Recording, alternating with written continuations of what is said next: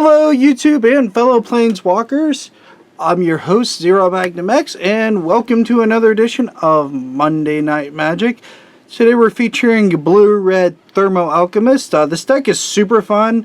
Out of all the decks I've used, this has had the most success at FNM. I only lost to a Bant Company deck, I believe in 3.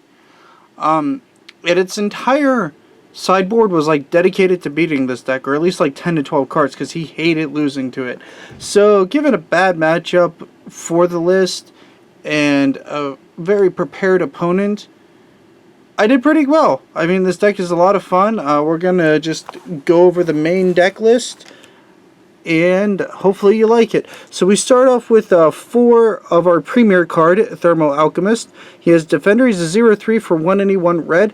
You tap him to deal 1 damage to the opponent. Whenever you cast a spell, you get to untap him. What that means is multiple instances of madness and other spells being cast, he just gets to untap. So he gets to throw in sometimes between 3 and 4 points. Oops, sorry about that. 3 and 4 points of burn right at the opponent.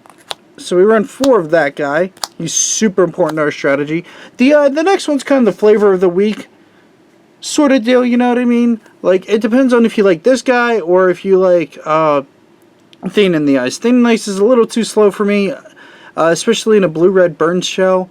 I like Storm Chaser Mage much more, and in certain instances he's basically like a Mantis Rider type card. So we run 4 of that guy. He's quick to get burn on the field. He's the other good 2-drop, I think. And Thane in the Ice is a great card. It makes unwinnable situations winnable. This guy's just faster. And in this kind of deck, I'd prefer to be quick instead of grindy. Alright, and then 2 Jace Friends Prodigy. If you do not have the money, resources to afford Jace, not that he's that expensive anymore. I think he's floating around 25s now, as opposed to his old price of like $90. You know, there are cheaper alternatives like Thane in the Ice, Beldum Reveler if you want to main deck that guy, and so on and so forth. Alright, next up is the card that brings this deck all together, and like the centerpiece to make this deck. Between this, Thermo Alchemist, and another card we will be featuring, Collective Defiance, is our Fevered Visions. This is Howling Mine on an enchantment, but your opponent takes 2 if they have too many cards in hand.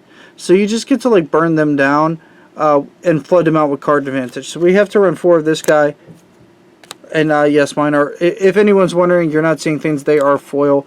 I bought them a long time ago whenever I liked the card and I was playing some of the Just Guy builds. It's like, this is an excellent card people are talking about. It gives you card advantage. I just want foils. They were like $2 or $3 a piece or something. So it's like, yeah, let's get those.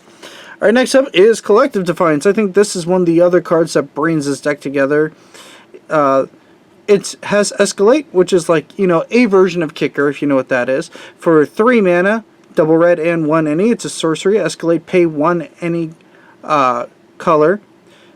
You can choose 1 or more. So when you cast it, you get 1 spell. So for 5 mana, you'll get all 3 modes. The first is target player discards all cards in his or her hand, and then draws that many cards. So you rummage, or your opponent rummages, depending on your choice, but it's the entire hand. Then you have a Collective Defiance, deals 4 damage to target creature. Not too bad. Similar to Fiery, a card we have in the sideboard. Not Fiery Temper. Exquisite Firecraft. Yes. But only to a creature, and then 3 damage to your opponent's face. So all around good modes.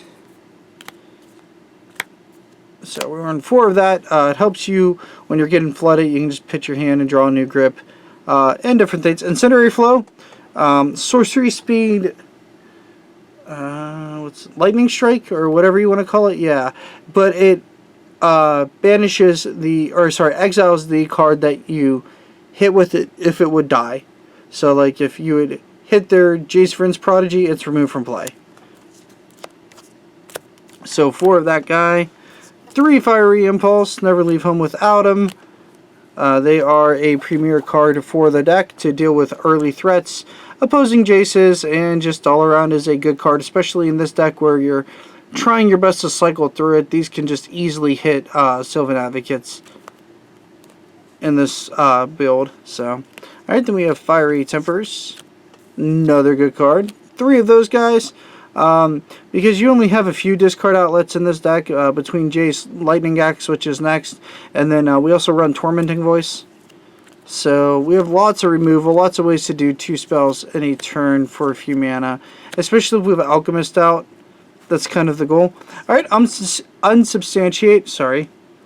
This card is really, really good.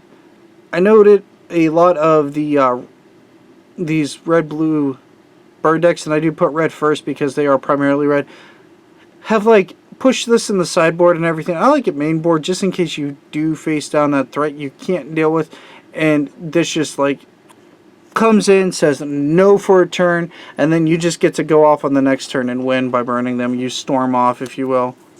Alright, 2 Dispels. Now this one has been looked at being pushed to the sideboard as well. I kind of agree with that more. It's a great card. It helped in a variety of situations, mostly in Game 2. So I think it helped me once in a Game 1 versus a card that half mattered.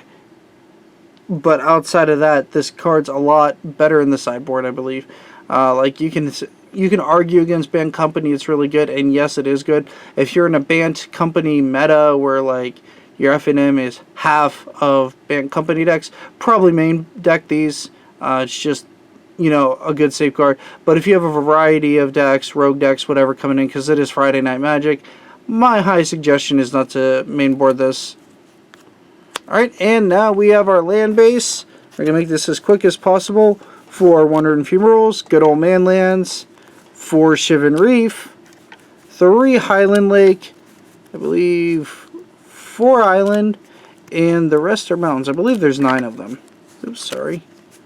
Yes, so add 9 mountains. So that's the land base. Now we'll move on to the sideboard.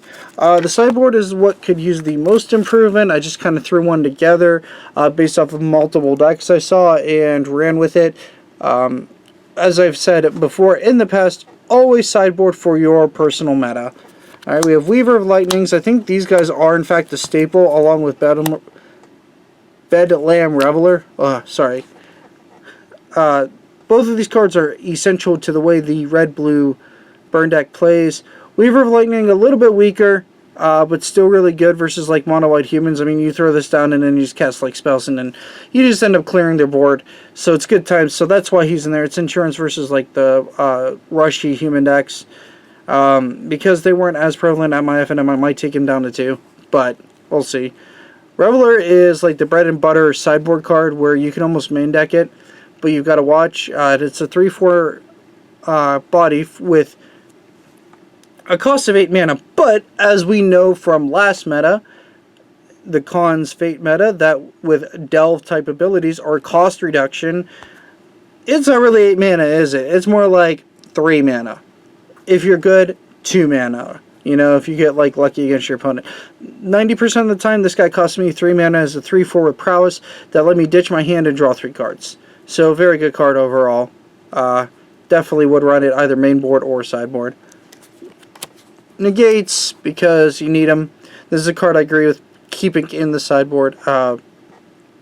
If you're going to sit down versus like the black-white deck, or you know, anything running Liliana, you want this on your side. Liliana's not that great versus this deck, but if it's trying to build toward a Delirium strategy, stopping that Delirium strategy early is pretty nice with this card. Like, they're still going to likely get their Vessel out, the 1 mana enchantment that lets them mill, but stopping the other strategies or other cards is really good. Like, some of them are sorcery speed that Dispel won't take care of and so on, so always good to have Negate. This is a tech for my FNM because Ulamog loves to show up, so does Emrakul. So that is in my sideboard for those cards. It is not that good for the like blue-red burn package. I feel like it could be other cards, but it is a fold to my FNM. I'd much rather be something more proactive and useful, like more like Exquisite Firecrafts, you know, or something along the lines that is within the realms of like the burn type deck, you know, the burn type thinking. Another Fiery Impulse, maybe, you know, I don't think we have that. No, okay. Another, you know, deal damage spell, whatever. But Summary Dismissal is just so we don't lose to Emrakul and Ulamog, because both of those, if they get to that point in the game, and this deck kind of takes its time to burn the opponent, but then it's explosive. Unlike other burn decks that finish the game very, very, very, very quickly. So it's just good to have in case they somehow get their delve strategy off, and you're just, in your hand could be something else, or it could be this, and you're like, oh, I just get to stop your Ulamog now, or your Emrakul. So we're good there. Or, I mean, if Kozilek shows up, that guy too. Alright, this is the most useless sideboard spot. Or, I'm sorry, the most useless sideboard card I had all night. It didn't do anything. I never boarded it in. I never wanted it. And I'm seeing that's more and more true. This card's great to stop, like, certain plays. But this deck doesn't want to hold a bunch of mana open all the time. Unless it's to cast, like, burn spells. And trigger, like, Alchemist on tap. Like, you can hold open, let's say, a Lightning Axe and a Fiery Temper, okay? And you like, kill your guy, burn you for 3, I get 2 Alchemist triggers. This gives you 1 and maybe stops their play. So I think this definitely should be something else. We have a Kozilek's Return. If nothing else, 3 Kozilek's Return or 2 or whatever. Just deal 3, and then with Alchemistic, deal an extra point to something, so everybody, or sorry, not 3, 2 to everything, and we like, that guy's burned for 3, so you can kind of clear boards with it. If there's something that's really fantastic versus Bounding Crisis and Spell Quellers, those are also really great. Maybe like this next card, Rending Volley. I think this also needs to be a card that's increased in the sideboard for the Band Company matchup, because one of the cards that actually stop this, or 2 of the cards that stop this deck are Spell Queller, and kind of, but more importantly, it's actually Bounding Crisis, because whenever it comes down, it locks down your guys and then pushes through for damage. So if you were like, alright, well, this is turn I tap out and do a bunch of stuff, and are like, okay, we take a few points of burn at your end phase, collect the company or whatever, tap down your only blocker, and then like just go ham on you and attack you, and it can be a huge snapback. The other thing that we really need a card to deal with is Reflector Mage. This deck is very weak versus Reflector Mage, because it slows you down immensely to get your combo off. Alright, Exquisite Firecraft and Fiery Temper are the last 2 cards. Alright, YouTube, I hope you enjoyed this deck profile of Blue Red Burn. Stay tuned for more content in the future between Magic, Pokemon, Vanguard, and whatever other card games I might feel like featuring. And I hope you enjoyed this profile. If you have any suggestions for, like, the sideboard, the deck itself, or whatever, go ahead and comment down below. If you like the deck, please hit that like button, and if you really enjoyed it, favorite. Alright, have a good one, YouTube, and take care, Planeswalkers. Peace.